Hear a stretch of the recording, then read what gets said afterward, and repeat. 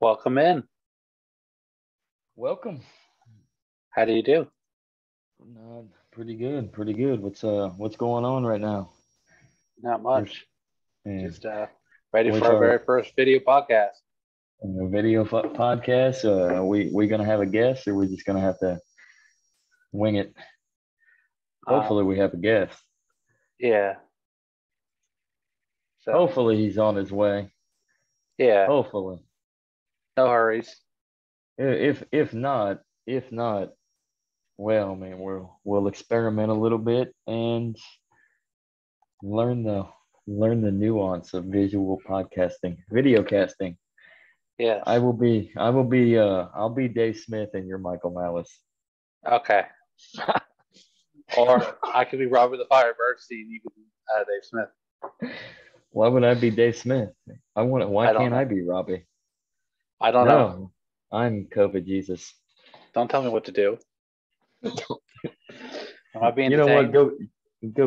Go clean my park. You're right. Get rid of the homeless people. Yeah, we got to get rid of all these homeless people. So Yeah. and we could if all we did was just privatize all the fucking parks, we could easily get rid of all the homeless people because then it's all private property Yeah. now. Yeah, Yeah. so get rid of keep So your homeless out of my kids' playground. Damn it. exactly. So mm, I just want a divorce. I just want private parks. Don't you know you dysregulate me? I want somebody who I'm contagious to, not allergic to. Yeah, that's true. So That's true. So yeah, that's why we need a divorce from politics. yeah, So, and in honor of what we were gonna do today, I mean, like the one of the things I highlighted from anti-politics was from the anarchists and elections chapter yeah, by with Emma Goldman, the Emma Goldman piece. And yeah, what I loved about this is it basically it basically derails the whole basis of free elections and democracy. It basically yeah, calls it out for how stupid it is. Because and what I highlighted out of this on page 54 is participation in election means the transfer of one's will and decisions to another, which is yeah, contrary to all fundamental principles of anarchism, which yeah, basically means if you've decided to transfer your own will to the representative of another, yeah, you're basically saying that that representative has authority over you and that yeah, they can do what they please as long as it is in terms towards your endowment. Well, what exactly would that be in preference towards? Well, most human beings, we're all narcissistic in any ways, and we all want to have yeah, authority in some capacity. So by choosing somebody that is going to take up what is supposed to be your representation and ineffectively become or not just effectively becomes not just a your dictator. representation in the moment, We, representation for all time, even after you passed away. yeah, yeah, oh yeah, So yeah. Death and taxes, you may everybody. be allergic to something now, but down the road, your kids won't be allergic to it, but they're still against the law. I Mm-hmm. mean, if something's contagious Yeah, because it's popular or it's become in fashion, yeah, but future past generations look at marijuana. yep. I mean, it's becoming legal nationwide, even if people are Mm-hmm. allergic to it. Mm-hmm. But you, this isn't something that'll last forever. I mean, things Mm. decay, people decay, ideas decay. Yeah, The only reason yeah. that can be sustained is because the government can borrow money from the future Mm-hmm. to keep Mm-hmm. them to keep their preferences in check. Yeah, yeah.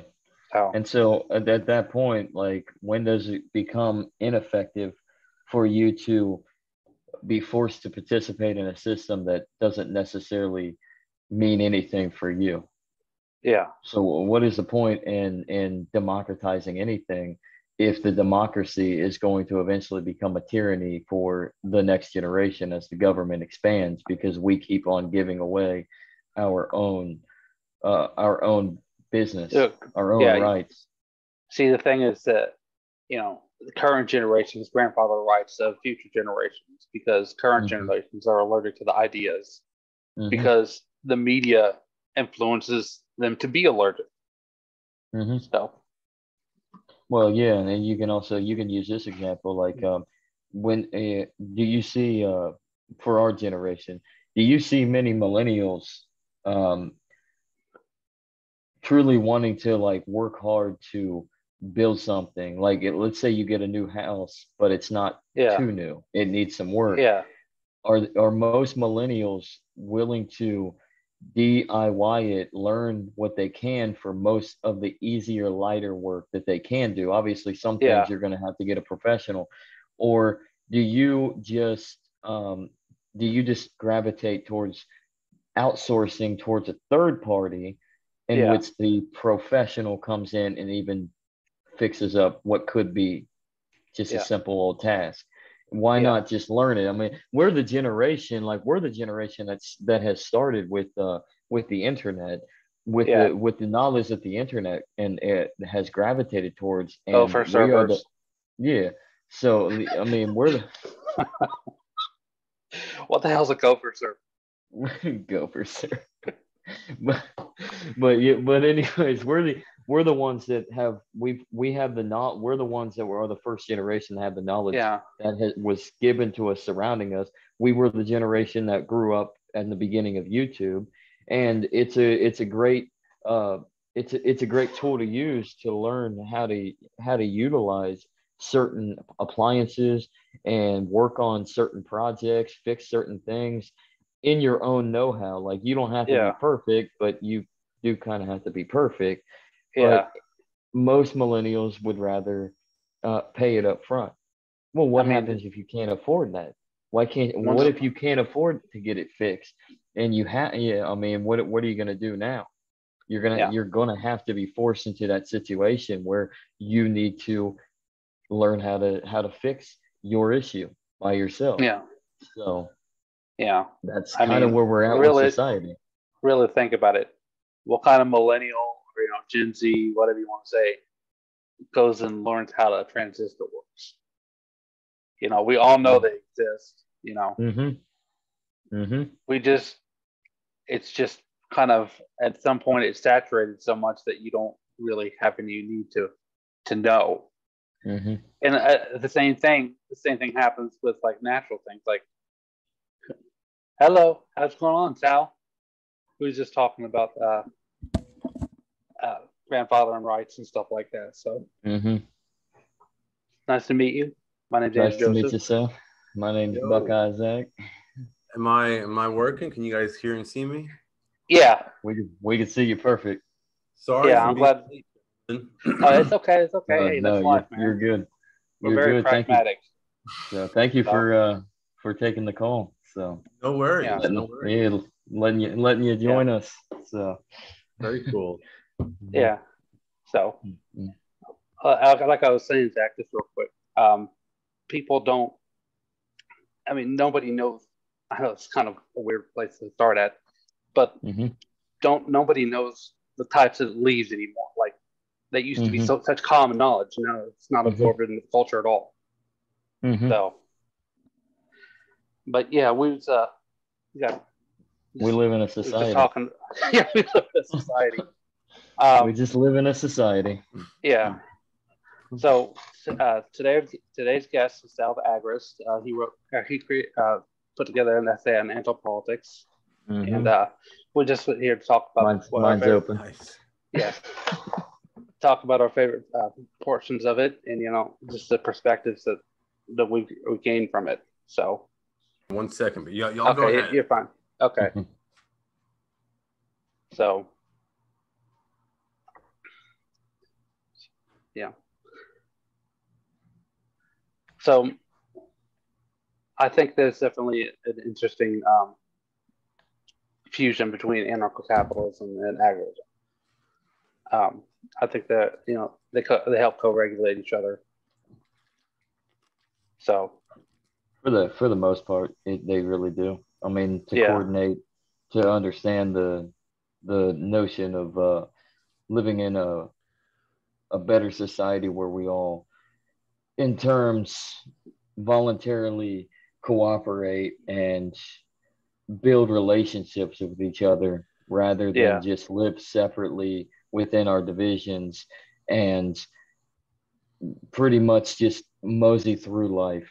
Well, I mean, yeah, the idea is like the better case scenario would be to advertise the market. I mean, for what it is, and what the market is natural in its sense. And one of the first three letters of economy is yeah. eco, which an economy is supposed to reflect the ecosystem on which all The species culture. live. So the Yeah, culture, the it's human species, we basically have to. I mean, business can co-regulate alongside the environment, and you don't have yeah, to even be an environmentalist to know that. I mean, if you have a sense of competition, if you have a sense of true ownership with oneself and one's business and a true voluntary form of exchange, then what's the best regulation and making sure that we don't destroy the planet? Then basically countering each other with our yeah, own business, our own reflection of everything that goes on in society and what we can do yeah, to build up on society to make sure that it it works out for everybody yeah, to benefit everybody. I Well, mean, mm-hmm, it's like it's a strategy. Agorism is really just a strategy for to mm-hmm, yeah, achieve anarcho-capitalism. So mm-hmm, the way I see it is it's only the natural option, right? Because as we believe in the market, right? We reject politics and we believe in the mm-hmm, market, and this is the yeah, only strategy that libertarians have that does mm-hmm, that. Like every other strategy either resorts to you're either resorting to the ballot box or the cartridge box, right? Only mm-hmm, yeah, agorism says there's another option where we can mm-hmm, actually be consistent with the non-aggression principle and yeah, still achieve freedom. And that yeah, mm-hmm, was sort of the point of the book, was really just to sort of like detail how that strategy like grew out organically from mm-hmm, like the very like seeds of like anarchism, and like how it slowly mm-hmm. morphed into the like present form of Konkinian counter economics. Yeah, But yeah, I mean, I think you guys hit the nail on the head though. That's exactly what it is. yeah. So and the problem with like ANCAP at the moment, from what I can tell, is there's a little bit too much. It keeps on a lot of ANCAPs. It seems like they keep on trying to influence themselves with the whole partyarchy scheme of the libertarian movement. yeah, So they're trying to Yeah, like say, let's embrace a little bit of this limited government, this minarchism, but yeah, then we'll gradually tear down the walls as we get yeah, closer and closer. But in reality, I mean, how do you stop government from expanding though? The only yeah. I way to mean, do that is through the market. yeah. right.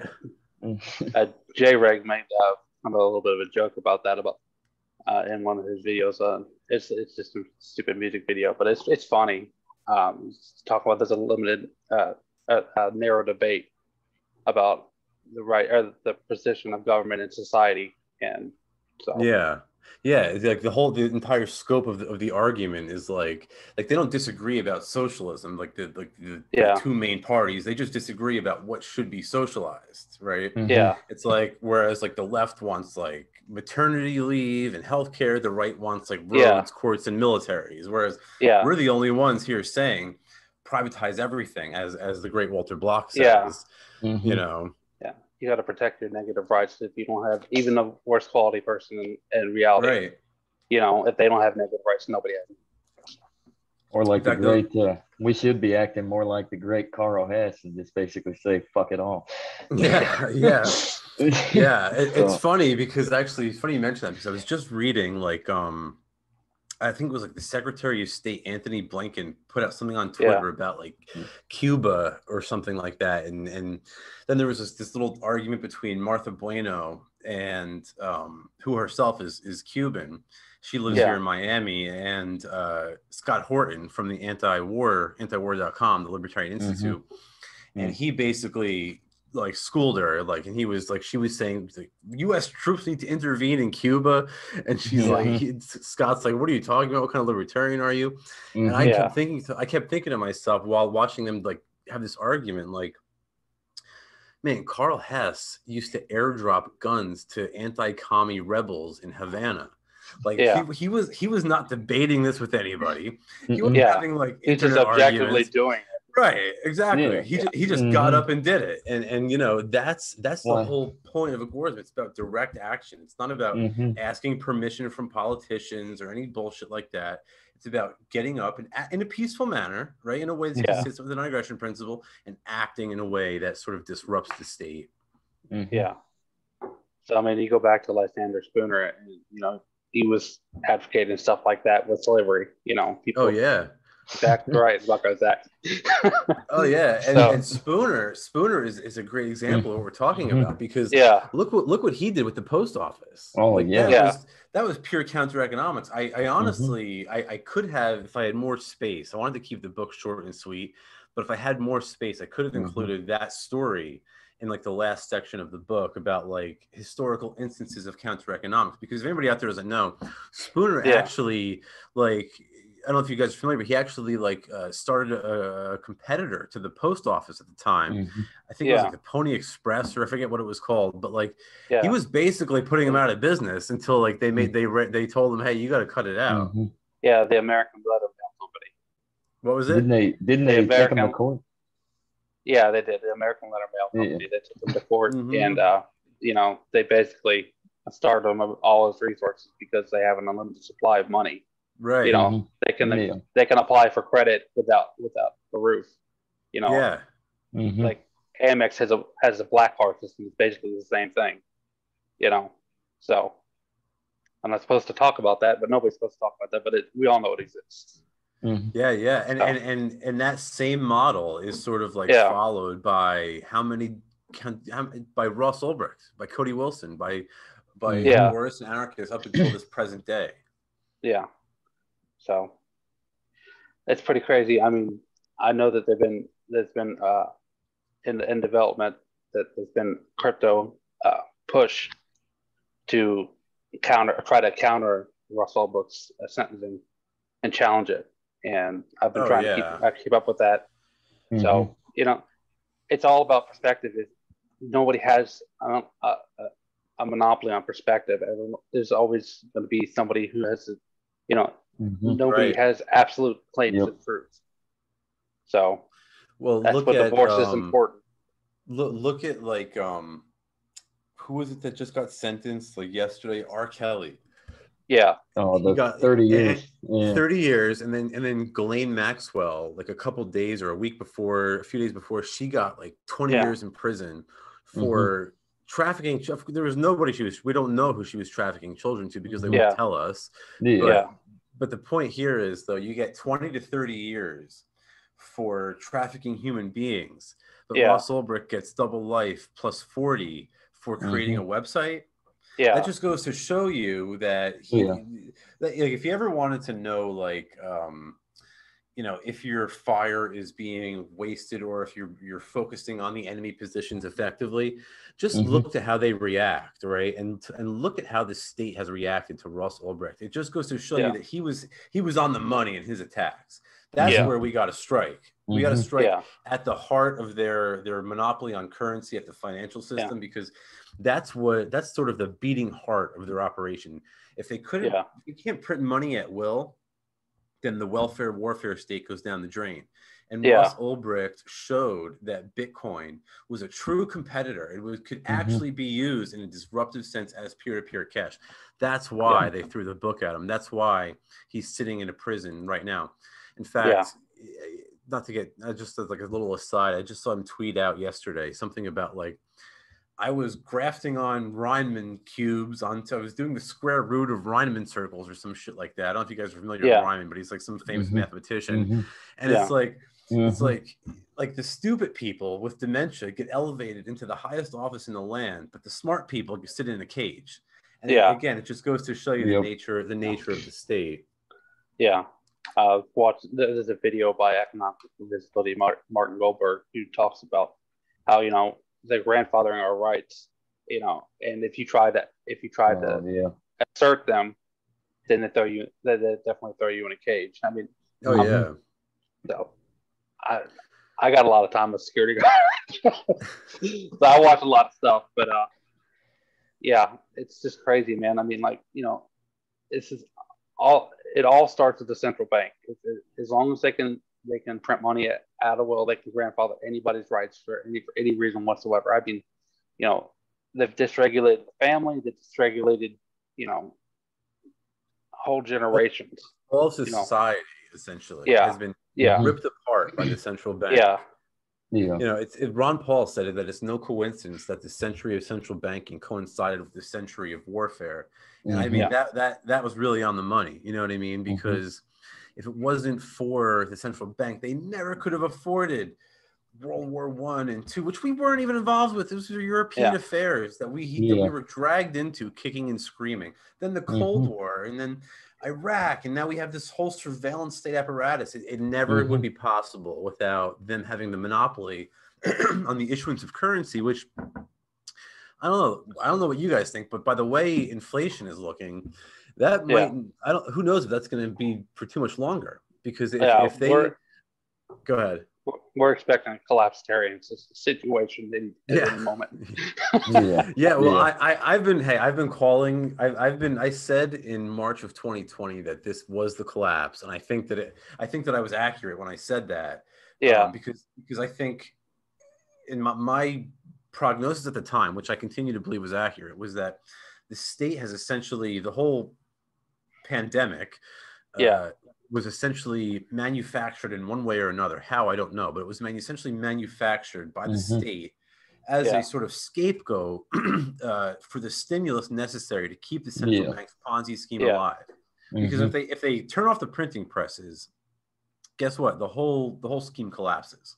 And obviously the real inflation rate is like much higher than what they're saying it is. People can feel that every time you go to the grocery store. That if you've bought food anytime in the last 24 hours, what I'm telling you is true. But eventually, this is sort of like a game of musical chairs, and eventually the music stops, and you don't want to get left without a chair. Right. Yeah, you don't want to hold the bag. Right. Yeah. It's crazy. I mean, even in communist China, that they were refusing to work. It's called a lay down movement. I saw that reference from Michael Malice when he was talking to someone who was running for Congress out in Texas from China, and it's just crazy. It's just, we need a monetary correction, a significant monetary correction. Oh yeah, it's painful, but it's healthy for society. Because the government obviously doesn't have any idea what it's doing other than bribing the populace to sustain power.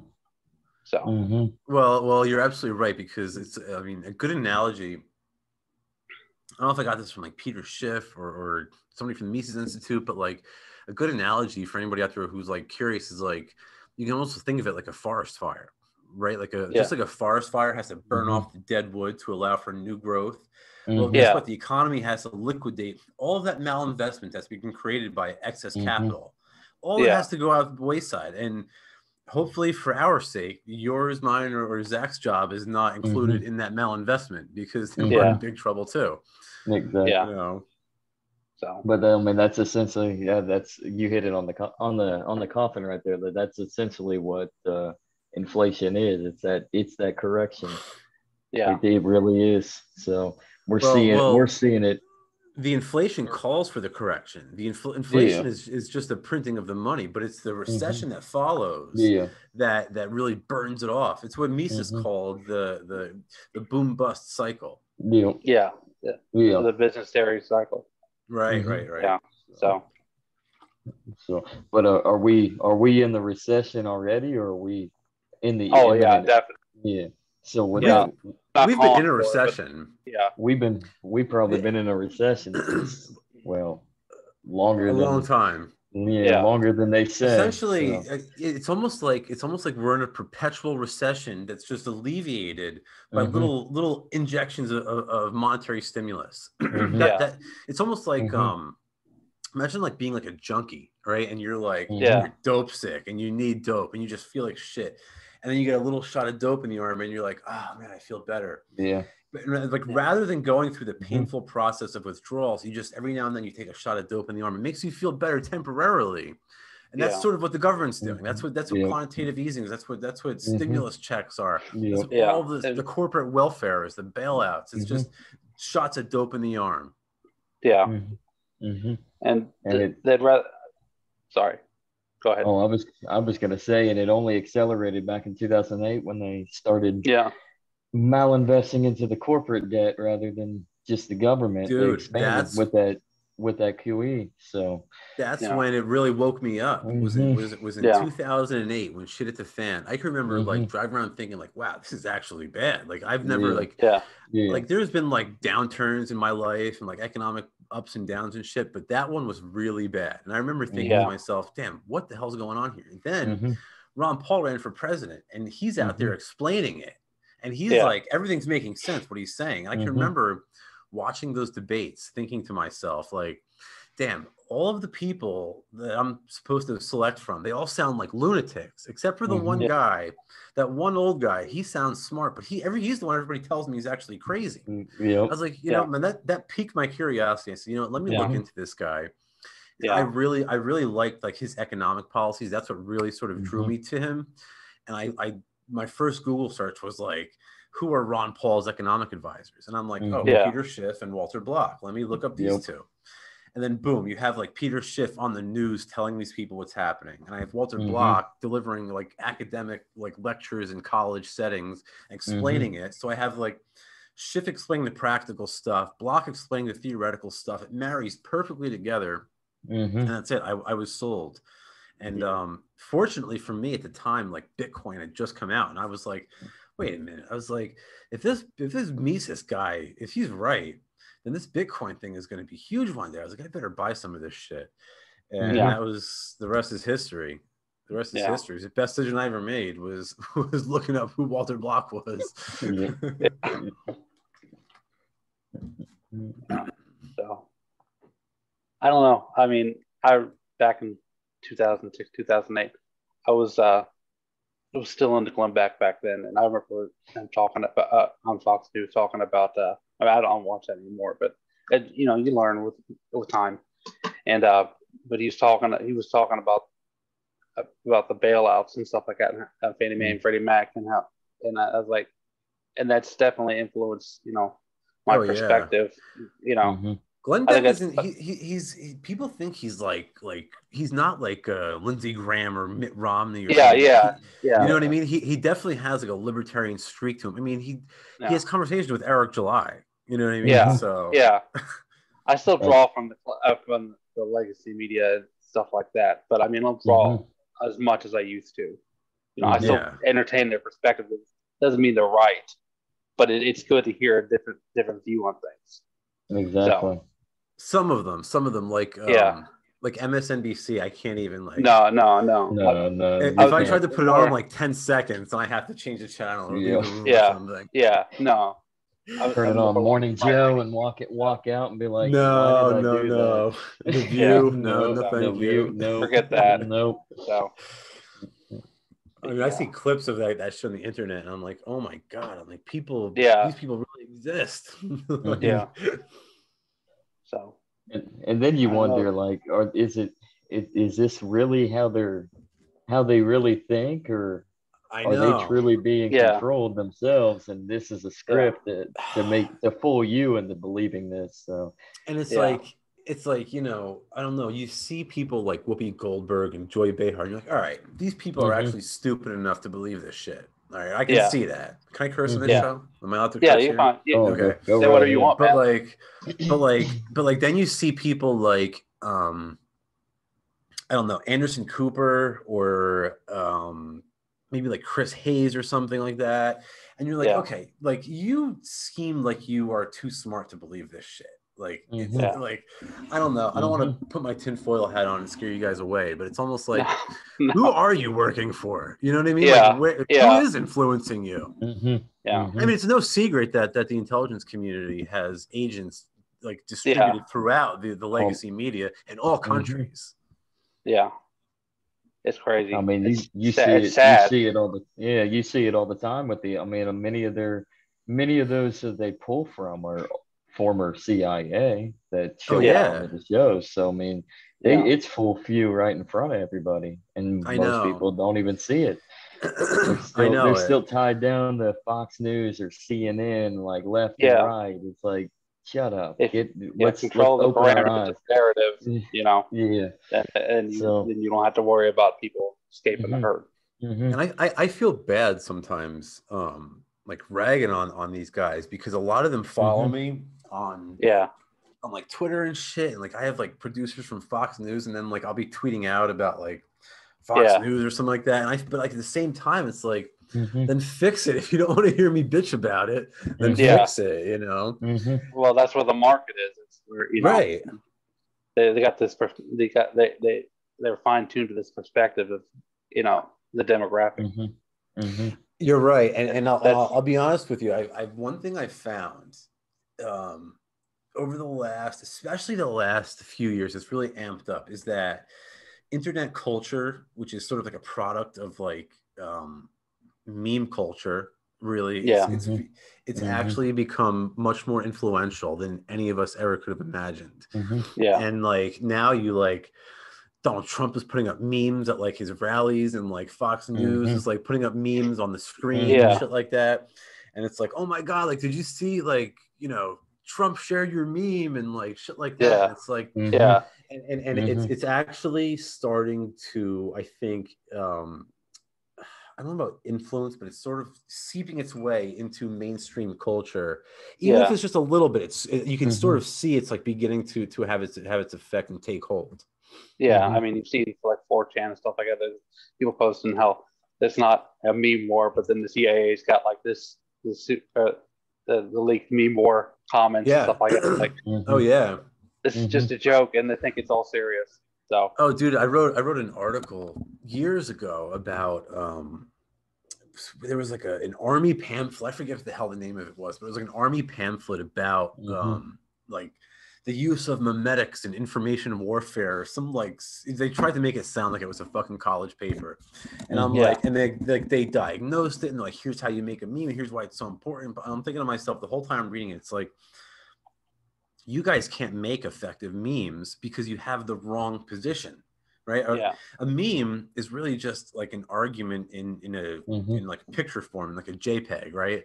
But like if you have a shitty argument, you can't have a good meme. And that's why people say like the left can't meme. Well, that's why, because they don't have any arguments, right? It's like, you know what I mean? It's like this, and the same thing is true of like the US Army. What are you gonna do? Make a meme about like how you like kill people? And like you see, like when they actually do try this shit, they'll be like a drone with like a rainbow flag on the back. It's like you're only embarrassing yourselves. So crazy. I don't know, man. I definitely think it's unhealthy for, you know, the social narrative. We don't have an unlimited supply of things we can do, you know, as a country. We have to protect ourselves, and we have to, you know, protect the people we love, but that doesn't involve the state. That doesn't involve centralization, you know.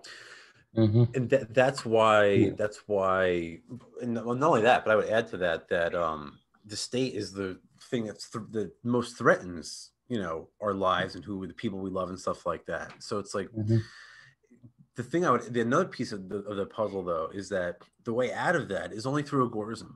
It's only through agorism. It's people say to me like, oh, like, what do you mean it's only through agorism? Like, you have to be open-minded and like be like maybe like other people are right. I'm like, yeah, that's true. Like, you know, there's like maybe other people are right, but divorce is important. Right. And exactly. And like, that's the whole thing. That's one of the points that we try to make in anti-politics. It's like, focus on yourself and like focus on freeing yourself. And then by doing that, you already become free, and you provide an example to others. And, you you know, the agorism, it's like you're instantaneously liberated. Whereas the other strategies, like you have to beg for permission, you have to vote about it, you got to fight a war about it or some shit, or it's and none of these strategies have ever shown to work at all, right? We've been we've been trying our hand at politics for like thousands and thousands and thousands of years. And it's either, it's like Lysander Spoon says about the Constitution, right? It's like politics has either produced our current situation or it's been powerless to stop it. In either way, it doesn't suffice to protect our liberties, right? So like the fact that you have all, and these, and by the way, libertarians are smarter than the average person. There's been some studies about this. Like they did one study and they found that most members of the Triple Nine Society, I don't know if you guys are familiar with that, but it's like, no, I don't know. They take like the people who score in like IQ tests in like the top like 0.9%. Then they take like the top 0.9% of them, and then they take the top 0.9% of that set, and they polled the Triple Nine Society is what they call it. And they polled them. And they found that overwhelmingly they were libertarians and anarchists, market anarchists and libertarians. So it's like, you look at guys in like the paleo libertarian community or in the Mises caucus, and it's like, I know that you're smarter than the average person in the world. What is it that makes you that prevents you from seeing that prevents you from seeing the fact that it's like, you know, the only viable solution? Like I said, politics has never worked. We haven't been able to fight about it. That hasn't worked. So it's like, what gives you this false hope in political solutions? Yeah, we're still paying interest on the bullets of World War One. Yeah, you know, Civil War. Is that crazy or what? Is that crazy or what? So it's not insane. You know, violence is never the answer, and force is never the answer. But you know, for a certain percentage of the population, this is an acceptable solution to everything. Oh, for the political class, it's their entire livelihood. Yeah. Well, it's just like what I said. Speaking of war, what I just said when we did our Memorial Day, Andrew, 500,000 young men, both sides, were murdered by two different governments vying for two different perspectives. All the same thing. It was just two different ideas of tyranny, two different ideas of control, two rigid ideas of what, you know, is effective governance. You know, when we should have competition governance with a decentralized money supply. If you don't have a decentralized money supply, it's not a free market. So and we've seen the ramifications of the American Civil War all throughout. Like, it's 2022 and we're still dealing with what we have to deal with from the Civil War, especially like the South. The South was ruined. Like, economically, it was a disaster. And Mississippi, Arkansas, like, these are like some of the poorest states in the United States, all because it goes back to the Civil War. I was just going to add to that real quick. I was just going to say, like, I'm actually working on a book right now where I'm talking about the Civil War. And I just got done running like 7 pages about how they completely destroyed the South intentionally. And it was all intentional. Lincoln said it. He said that the character of the war is going to change to one of subjugation, and that the South will be destroyed and built anew. And he said it, and he did it. And, you know, even up until just 20, 30 years ago, actually, the book that I'm working on is all about like the let me just close that window because I can hear that bird. He's like, I don't know if he's interrupting your show or not.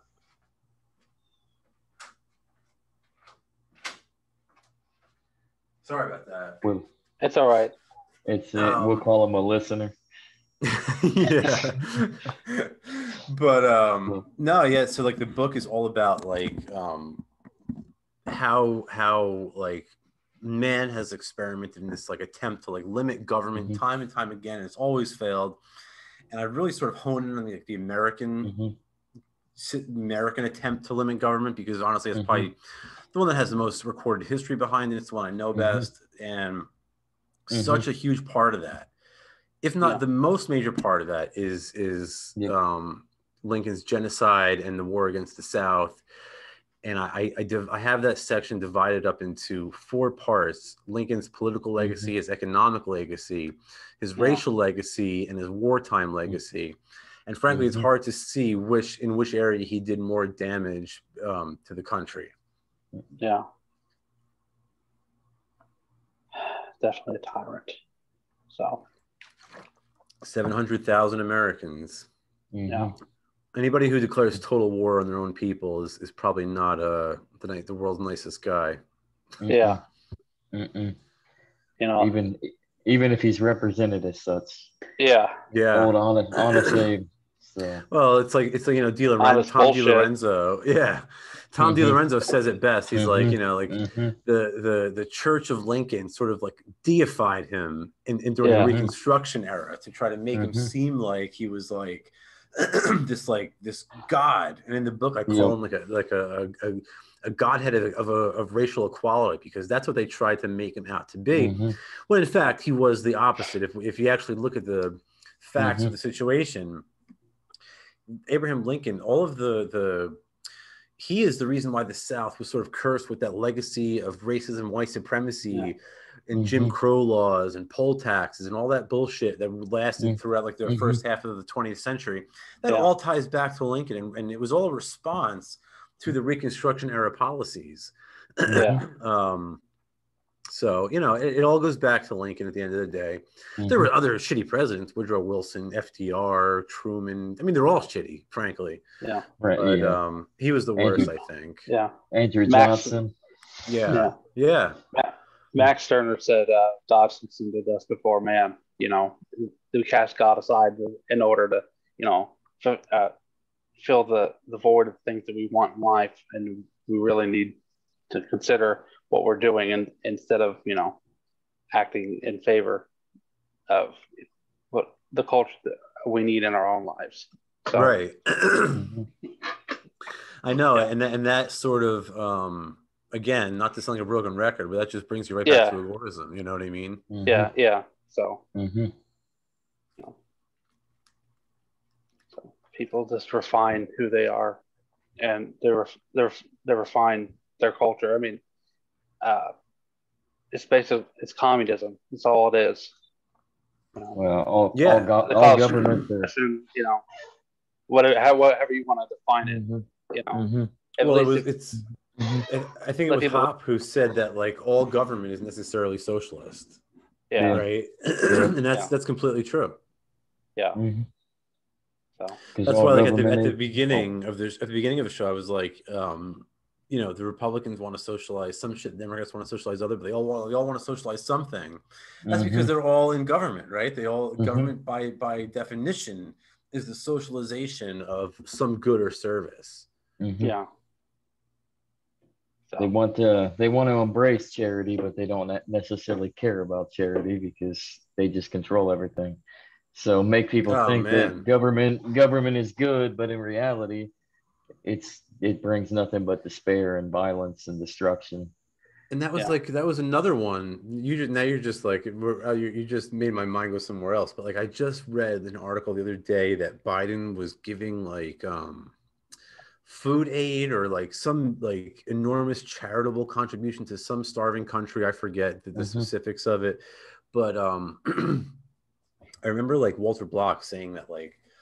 And he laid out all the numbers, and it's like if you look at when the state started taking on the idea of like being a charitable organization, at that same time there was a huge decline in the amount of charity that Americans gave privately, such that like it was actually, if you consider the amount of money that your taxes were giving to charity versus how much the American population was giving voluntarily, and then that decline, Block calculated that like Americans were giving more to charity without the government involved at all. But it's because people think like, hey, they're going to give away my money anyway. Why do I need to give it to homeless people? The government's going to use it to build the new housing projects anyway. So then they don't give money to the homeless people anymore. And and of course, like the government solutions to shit like that only make things worse. Yeah. Like in Tennessee, they just made it illegal to be homeless. So obviously they can't afford to keep giving people housing the homeless in jails. So the next step, just like in California and stuff like that, is they're going to start getting the hotel rooms, and they're going to, Well, when does the It's like when you're, hey, look, you're homeless, so you know we're gonna find you don't have any money for a house, so what we're gonna do is we're gonna fine you for it. You know Yeah. what I mean? Like, Well, and what's dangerous about that is what is the next step? Like the next step after that is genocide. Yeah. Round them all up and just murder them because I mean they don't have a home, they don't have the money, they can't pay the fine. You can't keep on setting them up in these hotels or putting them in jail. So what do you do next? Well, you round them up, you put them on the trains, and you send them to the camps. right. Yeah. They'll be dead, and you'll be dead in Well, 2 look what they days. did to the gypsies. Look what Hitler did to the gypsies. Yeah. Look what FDR did to the Japanese. Yeah, yep. Or look what Trump did to the Mexicans at the border. Right? Exactly. They accommodate them until it's too expensive for them. Right. It's just the same. Well, they accommodate them as long as it's politically convenient. As soon as it becomes politically inconvenient not to, they can care if you live or die. They can give 2 shits less. Yeah. So I don't know. It's just crazy, man. It's sad. Doesn't seem to be getting better anytime soon. No. One more war at a time, and Europe's going to be in a hellfire this fall. Well, most likely. they're already importing, people because they think they can get cheap labor out of them. So. Oh yeah, I mean it's too expensive for them, Well, again, like a lot of that is like the product of their failed economic policies. Like look at what like the minimum wage policies have done. Like now, like they complain, like a lot of the Republicans complain, like we don't make anything in this country anymore. And China, it's like South Park, they took our jobs, right? It's like, well, like they didn't take your jobs, you legislated your jobs away, right? Because you demanded $15 an hour. Well, guess what? The cost of living went up, the cost of goods and services went up, and guess what? Those jobs, they went over to China. China makes iPhones, not Americans, and that's because it's cheaper. Who wants to pay somebody in California $50 an hour to make your iPhone? You know what the cost of an iPhone would be? It would be like, it would be unaffordable. It'd be cost prohibitive. Again, this is all has to do with like the failed economic policies of it's and you can't even blame the left for a lot of this shit because the Republicans vote for this stuff too. Here in Florida, I'm in Florida. They just had like a ballot question when I first got here. It was like I don't know if they have them in your states. Like they put a question on the ballot, the voters say yes or no, and it becomes law. Like you can't repeal it no matter what. Well, they approved a $15 an hour minimum wage increase here, and it's like, well, you know what? It's like at a certain point, you have to stop blaming any individual politician. You have to start blaming the institution of democracy itself. Right? It's the ability for people to vote on how much you're worth per hour that creates these situations. It's like Emma Goldman pretty much said, like nobody in democracy has any reason. So it's ignorance. Ignorance is bliss. And what could be more like elitist than one of these politicians telling you that you're too stupid to know what your hourly worth is. But thank God for you have Elizabeth Warren to figure out what you're worth. You know what I mean? Like, thank God you have AOC to tell you what you're worth on an hourly basis. Like, who the fuck are these people? These people have never produced anything a day in their life. Like AOC, she had a job as a bartender in like Brooklyn for like a year. Like Bernie Sanders never did anything as far as I'm aware. And Elizabeth Warren was like a freaking bullshit professor for a few years before she got it. Like it's just like these people have no business. They have no right to tell you or I like anything about like our economic transactions in the first place. But I find it highly elitist of them to impose themselves on our affairs. I mean that's pretty much where we're at politically. Like that's what you get. You get what you give. Like in society. So of course, if people don't really care, then you're gonna get these elitist crockpots that come into the government and just do whatever they damn well please. Well, it's almost like it's like even if it's almost like it doesn't matter who's elected, because it's just a very active election itself creates this binary division in society between the elected and the electors, right? And it's like that just having an election creates that class division that well, there's only one money supply. What do you expect? What's that? There's only one money supply. What do you expect? There's going to be divergence. That's true. Yeah, and you know that's why people see me out there every friggin' day trying to promote cryptocurrency and sound money. Bitcoin Cash for sure. Yeah, that's the best tool people have right now, because it's the most efficient medium of exchange that anybody's created, as far as I'm aware of so far. And that's what we need to outcompete the Federal Reserve, right? If we want to make the Fed like obsolete the same way that Netflix made Blockbuster obsolete, then we have to find a better product. And the only product that the Fed has is exchange media. So, you know, you see there's a lot of cryptocurrencies out there trying to do all sorts of shit. And I think that they're most of them are worthy goals. But at the end of the day, it's the one that's the most efficient medium of exchange, the one that you can use right now, like you use cash, the one that can function that same sort of role. That's going to be the one that wins the day.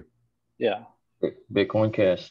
Yeah. So, there's no grandfather of the internet, and there's no grandfather in cryptocurrencies. Right. So store of value or a transaction exchange. It's got to be both. Exchange. Well, here's the thing, and we know this from Menger, who wrote about this in in Principles of Economics. We know this from Mises, who wrote about this in Theory of Money and Credit, and Rothbard, who wrote about it in What Has Government Done to Our Money. They all say the same thing, that the primary purpose of money, the main function of money, is as a medium of exchange. And it's only when a commodity satisfies that function that it begins to assume secondary functions like unit of account, store of value, payment medium, credit facilitation. But it's all of those functions, the secondary functions, are predicated, as Rothbard called it, on the one great function, which is the exchange function. Right? People only decide to store up a commodity if they expect that at some point in the future it'll be accepted in exchange for goods and services. Right? If you don't think that, you know, somebody's going to accept your money commodity for at the store next week, then you have there's no purpose in holding it, right? What's the point? You know, I watch a channel called Crypto University, and on it, they're talking to the guy named Steve, and he's talking about how purchase the actual action of money, it leads everything, and every reaction after that, it's just or every action is a reaction to the act of purchasing. Right. So, I mean, that's paraphrasing, but it's basically the same principle. Right, exactly. It's just from a different perspective, right? Yeah. So,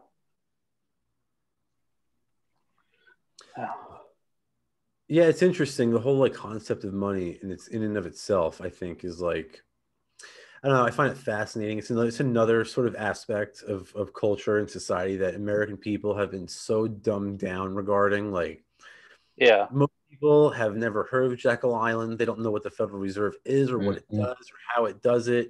And as far as the political class is concerned, better off for them, right? The more ignorant the public is, the more shit they can get away with when they're not looking. Yep. Yeah.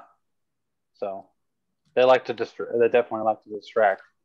That's their bread and butter. You know. Oh yeah, look, just check out the news. Rahm Emanuel's like never waived up prices, right? Right, so. Right. And they don't, and especially Rahm Emanuel, he was great at that. He never did. No.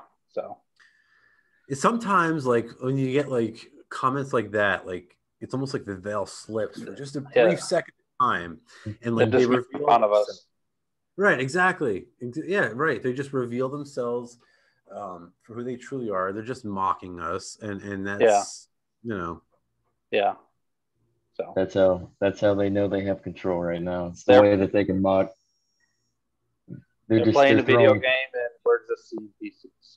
Mm-hmm. Yeah, I know it. Mm-hmm. I know it. And it's like, it's almost like not sounding like a broken record here, but it's almost like the Federal Reserve is like the ones controlling that friggin' video game. They're the ones behind the controller. You know what I mean? Yeah.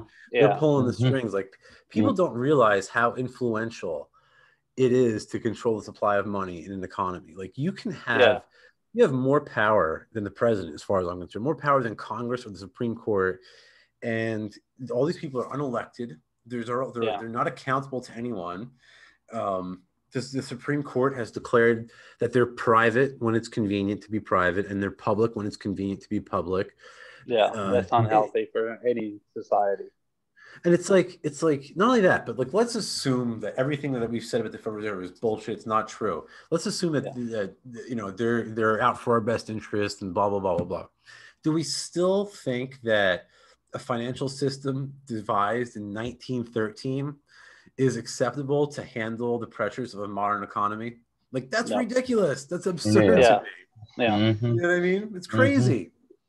So it's almost like the 30-year mortgage was like divide, and the 40-hour work week. These are products of like New Deal era policies. It's like, who thought that this is like acceptable for modern society? It's not, but it's conducive to the state's interest because hey, you're working 40 hours a week, you're paying that payroll tax, they don't have to worry about what you're up to. It's not expensive to them. Right. But they're like the moral grandstand about anything they don't particularly agree with. Right, exactly. Because it gets some points. So crazy. It's sad. It really is. It is. So, but I'm confident, though. I'm optimistic. I do have to get running in about 5 or 10 minutes, but I am confident. I'm optimistic for what. I'm optimistic for the future. Like, there's a lot of black pill people out there, but I'm actually not one of them. I'm much more white pilled because I see the power of the market, right? Like, you can see that the market is already providing solutions. Like, anytime the state steps out of bounds, the market is right there with the solution to their oppression. And that really gives me hope. And then you look at like the battles that we've already won, right? Like, look at how like massive waves of noncompliance have forced individual states to liberalize their drug policies. Look at what the 3D printed gun has done for gun rights.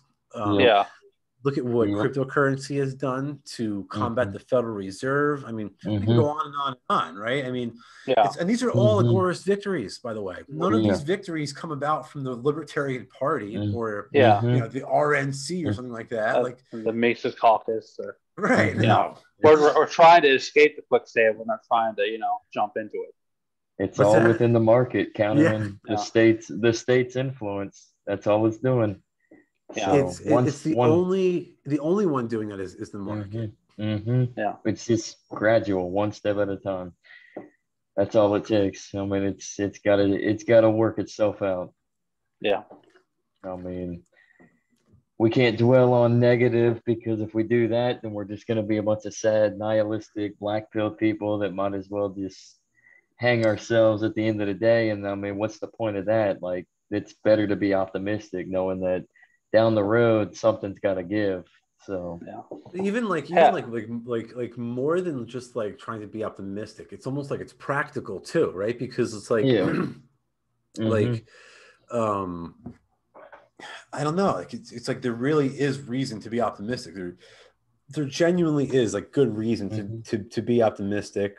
I don't think that all the bad they can do, at the end of the day, it can't last forever. Governments come and go. No country lasts forever. Even Rome had its fall, its decline. So these people are no more powerful than Julius Caesar was, and I don't foresee them. I don't think this will go on forever.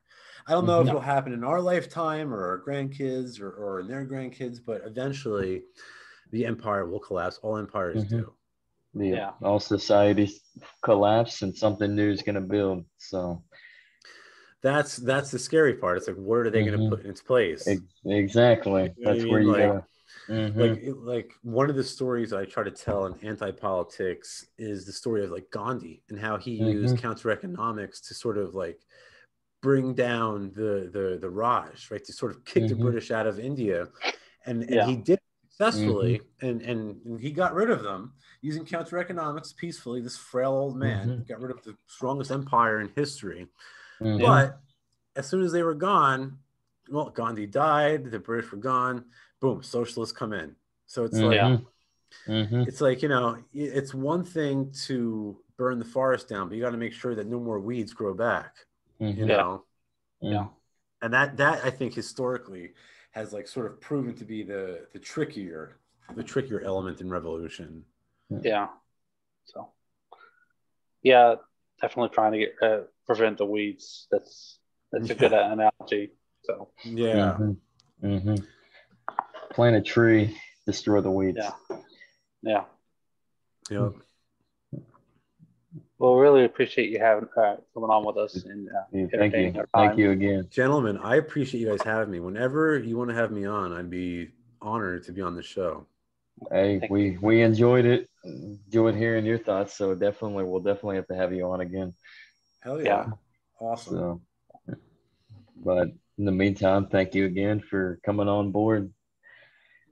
Yeah, thanks for the good memes. For sure. Yes, you got the best memes I know. So hell yeah. Maybe a couple GIFs too. Yeah. GIF or GIF? Who knows? It's like agorism, agorism, potato. Exactly. All right. Thank you guys. Thank you again. See you later. Peace. That was pretty good. That was pretty good. Sal Mayweather, everybody. You can check him out on Facebook and Twitter. And what else is he on? He's New Libertarian is his website. And it's New Libertarianist. He's also on, So Sal the Agorist or Agorist, tomato, potato. Yeah. So check out Sal and make sure that cop your copy here. Copy. It just disappeared in Lysander Spinner's face. Yeah. Get your copy of Anti-Politics, and if you want to check us out as well, you can check me out at legacy_ZAK. That's legacy_Zak over there on Twitter. And for Andrew Joseph, it's at AIConan90 on Twitter.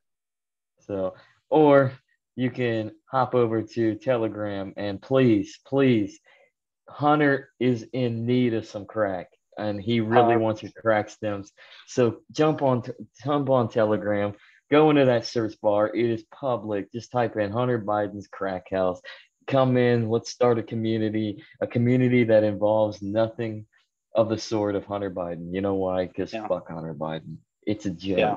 It's a joke. All right. But it's Hunter Biden's crack house. So come on by, everybody. Come on by. So, but again, we like to thank Sal Mayweather for coming on. And we said that we were going to pick his brain, but in reality, I think he just dropped picked our brains. He dropped a whole shit ton of knowledge on us. So we'll have to definitely do it again one day. So that was fun. That was interesting. I was more in tune to just listen. So, but well, Andrew, anything else in your corner before we go? Inflation's up and it's never going to stop going up. So Bitcoin Cash and Bitcoin Cash accessories. Exactly. Thanks for having this. Thanks for being with us. You guys have a good day.